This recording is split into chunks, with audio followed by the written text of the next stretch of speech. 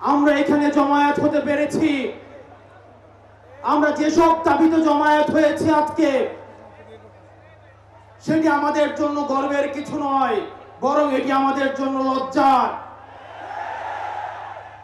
5ই August সিদ্ধান্ত হয়ে গিয়েছে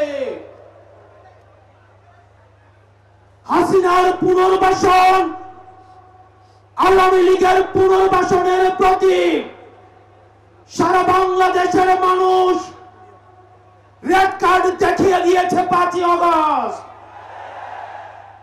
5ই আগস্টের পরে 5ই আগস্ট আমরা সিদ্ধান্ত জানিয়ে দিয়েছি, এই ভূখণ্ডে আওয়ামী লীগের আর পুনর্বাসন হবে না।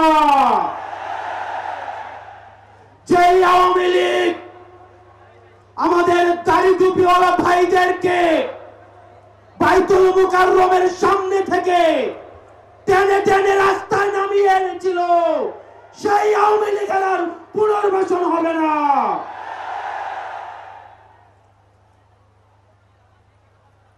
প্রিয় সংগ্রামী সহযোদ্ধা, অত্যন্ত পরিতাপের বিষয়, আজকে 8 মাস পরে এসেও আমাদের দেশের অনেক রাজনৈতিক দল, অনেক রাজনীতিবিদ আমাদেরকে বারবার করে মনে করিয়ে দেয় আওয়ামী লীগ নাকি রাজনৈতিক দল, এবং এই রাজনৈতিক দল নিয়ে সিদ্ধান্ত আসার এখতিয়ার নাকি তাদের নেই।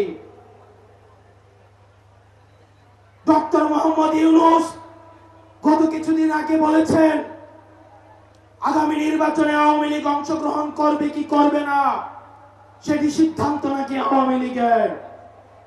ডক্টর মোহাম্মদ ইউনূস, আপনি ভুলে যাবেন না, আমরা আপনাকে ক্ষমতায় বসিয়েছি।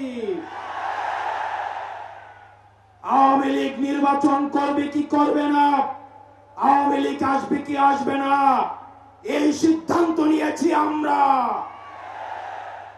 আওয়ামী লীগ মারা গিয়েছে বাংলাদেশে, আর জানাজা হয়েছে দিল্লিতে।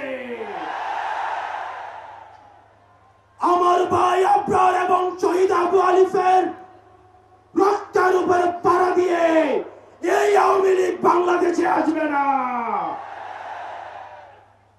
এই সংস্কার আমাদের দেশের সবচেয়ে বড় সংস্কার, আওয়ামী লীগকে নিষিদ্ধ করতে হবে। কোন কিন্তু অথবা নেই, আচ্ছা দেখছি এরকম কিছু নেই, আওয়ামী লীগকে নিষিদ্ধ করতেই হবে। আপনারা ভুলে গেলে চলবে না, আওয়ামী লীগ কোন রাজনৈতিক দল নয়। ৭১ পরবর্তী সময়ে আপনারা দেখেছেন শেখ মুজিব সর্বপ্রথম বাকশাল কায়েম করে গণতন্ত্রকে গলা টিপে হত্যা করেছে। এই বাকশালী দিয়ে ৩০,০০০ জাসদ কর্মীকে হত্যা করে সারা বাংলাদেশে কসাইতন্ত্র কায়েম করেছে। আওয়ামী লীগের লুটপাটের কারণে আপনারা দেখেছেন ৭৪-এর দুর্ভিক্ষে ১৫ লক্ষ মানুষ মারা গিয়েছে। আমরা বারবার করে বলতে চাই, আওয়ামী লীগ কোন রাজনৈতিক দল নয়, আওয়ামী লীগ হচ্ছে একটি সন্ত্রাসী সংগঠন। এই সন্ত্রাসী সংগঠনকে নিষিদ্ধ করার মধ্য দিয়ে আমরা সংস্কার দেখতে চাই। একই সাথে সাথে শাপলায় যে হত্যাকাণ্ড হয়েছে, আমরা আপনাদের কাছে অনুরোধ জানাবো, এই শাপলা হত্যাকাণ্ডে যারা শহীদ হয়েছে, আজকের এই মঞ্চ থেকে এই শহীদের লিস্ট আপনারা জাতির সামনে প্রকাশ করুন। একই সাথে সাথে হাসিনার এই ফাঁসি না হওয়া পর্যন্ত প্রয়োজন হলে আমাদের শেষ রক্তবিন্দু দিয়ে এই তরুণ প্রজন্ম আমরা হাসিনার ফাঁসি নিশ্চিত করা পর্যন্ত আমরা আন্দোলন চালিয়ে যাব।